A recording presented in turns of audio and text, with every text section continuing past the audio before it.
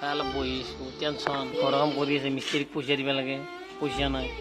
তাকে টেনশ্যন লাগে আমাৰ দৰে গৰীব মানুহৰ ঘৰ বনাওঁতে ইমান সহজ কথা নহয় নাই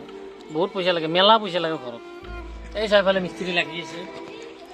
এই অলপ দুটা তিনিটা মিস্ত্ৰী কাম কৰি আছে ঘৰত এতিয়া বৰ্তমান ভাগ্যলাল মস্তিৰ পিছত কি হয় চাওঁ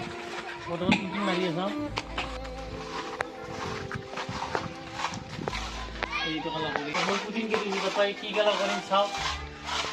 গাইছ কমেণ্টত জনাবি কি কালাৰ কৰিলে ভাল লাগে বাবু কাম কৰাত বেয়া নহয় ভালে এইফালে আমাৰ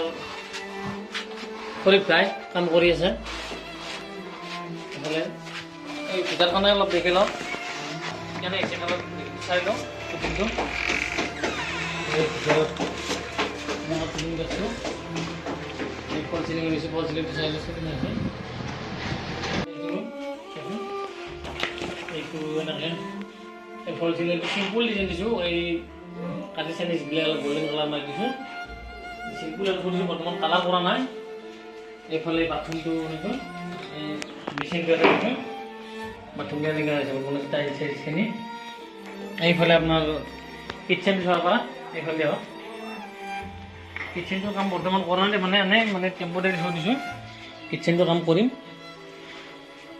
এইবিলাক টাইল চাইজ লগাম এইফালে টাইল চাইজ অলপ কিটচেনৰ তলৰ অলপ এটা মডুলাৰ হ'ব বঢ়িয়া মডুলাৰ কৰি দিম বাকী অলপ কাৰণে টাইল চাইজখিনি আনি থৈ দিছোঁ